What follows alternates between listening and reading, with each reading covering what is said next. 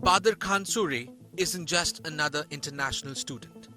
He's a postdoctoral fellow at Georgetown University with a background in peace and conflict studies from Delhi's premier institute, Jamia Millia Islamia. His research focuses on ethnic conflicts in West Asia and South Asia. Suri was arrested outside his home in Virginia by masked federal agents. His visa was revoked on the orders of Secretary of State Marco Rubio.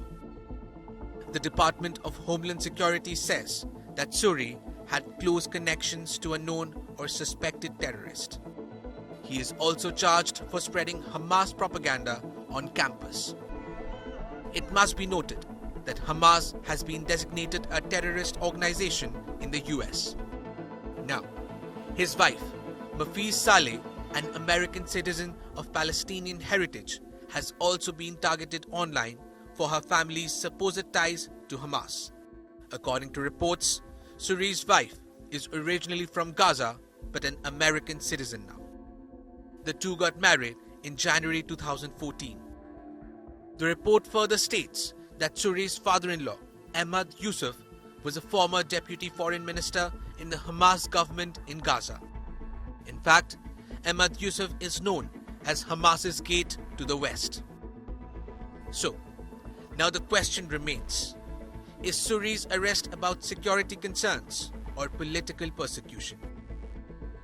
The action against students like Ranjani Srinivasan and Badar Khan Suri is part of the wider Trump administration to end anti-Semitic and pro-radical activities. I think we ought to get them all out of the country. They're troublemakers, they're agitators, they don't love our country. We ought to get them the hell out. I think that guy, we ought to get him. I heard his statements too, they were plenty bad. And I think we ought to get him the hell out of the country. I watched him, I watched tapes, specifically I watched tapes. And you can have them, okay? You can have them. And you can have the rest of them. Let them go to school, let them learn. Columbia used to be a good school. Now it's been overrun because of bad leadership. That's what happens. Happens to countries and it happens to universities. The crackdown is already disrupting education funding. The US government has paused financial aid programs, impacting thousands of students, many of whom depend on scholarships for tuition. This comes on the heels of Trump administration's decision to axe the Department of Education.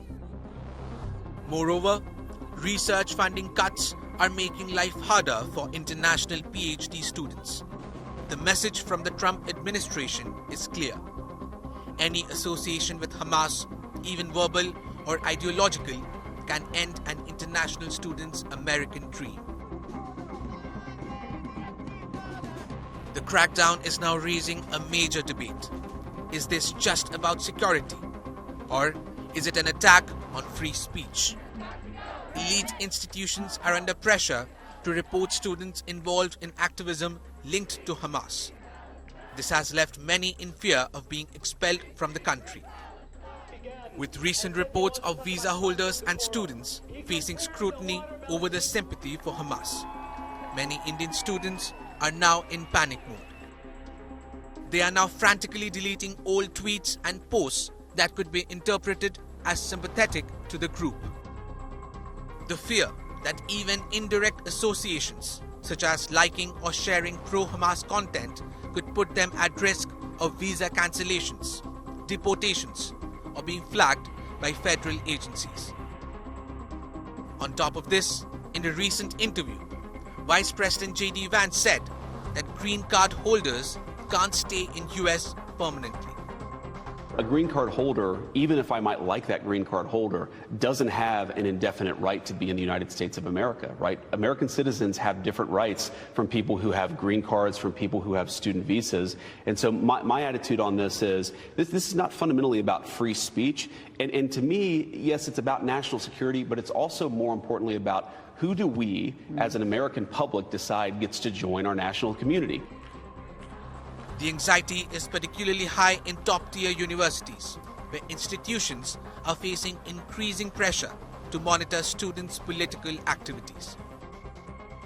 While officials argue this is a necessary national security measure, critics warn it could set a dangerous precedent, where free speech for international students is no longer protected and political opinions alone become grounds for deportation.